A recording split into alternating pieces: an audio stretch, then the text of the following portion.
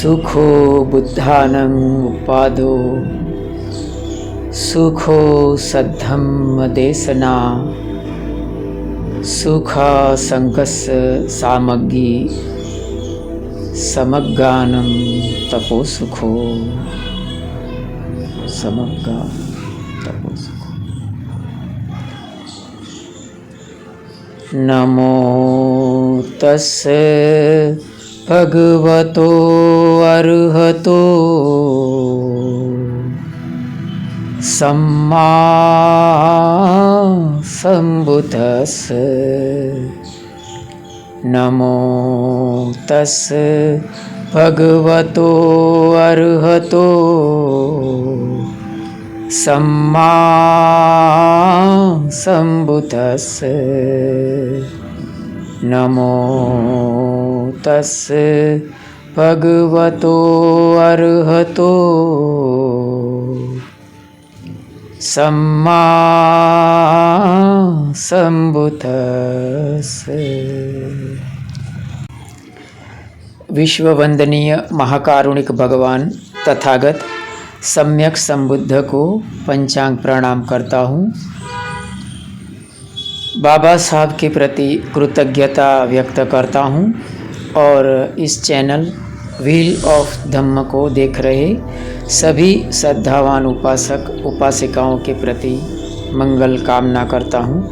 हम सब धम्म का प्रतिपादन करते करते भगवान बुद्ध द्वारा उपदेशित निर्वाण रूपी परम मंगल की प्राप्ति करें। साधु साधु साधु।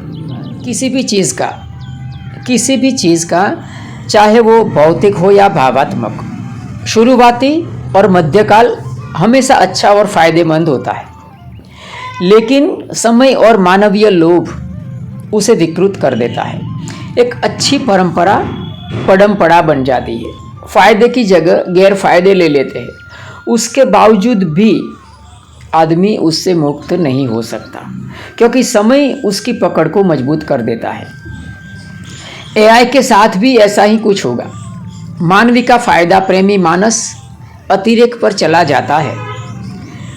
आदमी माँ प्रकृति का दूध पीते पीते खून भी पीने लगेगा। परिवर्तन पर किसी का काबू नहीं है, याद रखिएगा। यही अनित्यता का सिद्धांत है। आप तनिक आंखें उठाकर देखिए, परिवर्तन को आप एक दिशा में जाता हुआ महसूस करेंगे। हर एक गांव शहर बन रहा है, कोई भी शहर फिर से गांव नहीं बन रहा है। हाँ, शहर में से फिर से गांव बनना जरूर शुरू होगा जब परिवर्तन का वो उल्टा दौर शुरू होगा। चलिए उस समय का हम इंतजार करते हैं। अभी तो हर एक गांव शहर ही बन रहा है ना। दूसरी बात यह है कि हम और आप अलग अलग स्थान पर खड़े हैं। अलग अलग स्थान से अलग अलग दृश्य दिखाई देता है। दृष्टिकोण बदल गया कि पूरी दुनिया बदल गई समझो। सूर्य ग्रहण भारत में दिखाई देता है, इसका मतलब यह नहीं है कि पूरी दुनिया में दिखाई देता होगा। क्या हमने कभी ऐसा महसूस किया है? क्या हमने कभी ऐसा महसूस किया है कि भूतकाल में हम कितने अज्ञानी थे? यह महसूस करना बहुत जरूरी है। अगर ऐसा हुआ है, अगर ऐसा महसूस किया है, तो आज हम अज्ञानी हैं, यह भविष्य में जरूर महसूस होगा। ऐसा क्यों होता है? क्योंकि भविष्य में हम उस स्थान पर पहुंच गए होंगे जहां आज अभी नहीं है। इसीलिए भविष्य में आज की अज्ञानता पर हम शर्म करेंगे। जब तक बात दृष्टिकोण की है तब तक ठीक है। दृष्टि की बात आती है तो समस्या और भी बढ़ जाती है। अलग अलग आदमी को अलग अलग दृश्य दिखाई देता है। एक आदमी दूसरे की बात पर कैसे यकीन करेगा? हो सकता है कि किसी को लाल कलर गुलाबी दिखाई देता हो, कैसे यकीन दिलाएंगे उसे? पशु पक्षियों में कलर को पहचानने की भिन्न भिन्न क्षमता होती है। हम जैसी कलरफुल दुनिया देखते हैं, वैसी कलरफुल दुनिया पशु पक्षियों को नहीं दिखाई देती। हम रंग को लेकर उन्हें यकीन नहीं दिला सकते हैं कि शब्दों से ज़्यादा समझदारी मूल्यवान होती है। भगवान बुद्ध सर्वज्ञ थे, उनको सब मालूम था, उनको विज्ञान का पूरा ज्ञान था, उनको कंप्यूटर का भी ज्ञान था, उनको यह भी मालूम था कि H2O से पानी बनता है, लेकिन वो शब्दावली, वो सूत्र और वे संसाधन उस समय नहीं थे जो आज हम इस्तेमाल करते हैं। जरूरी नहीं है कि हाइड्रोजन को हाइड्रोजन ही कहा जाए, ऑक्सीजन को ऑक्सीजन ही कहा जाए। शब्दों से ज़्यादा समझदारी मूल्यवान होती है। ज्ञान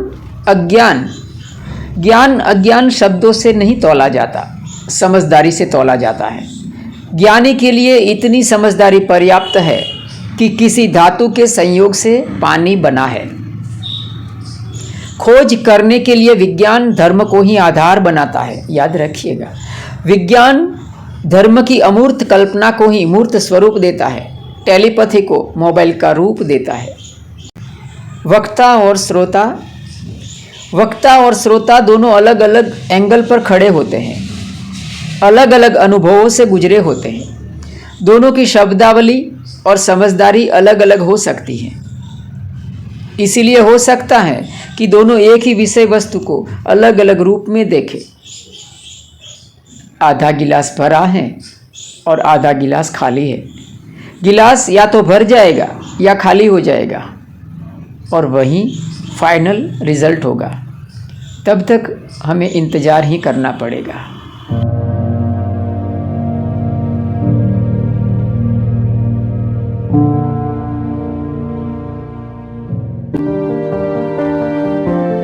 To accelerate the wheel of Dhamma, subscribe the channel and press the bell icon.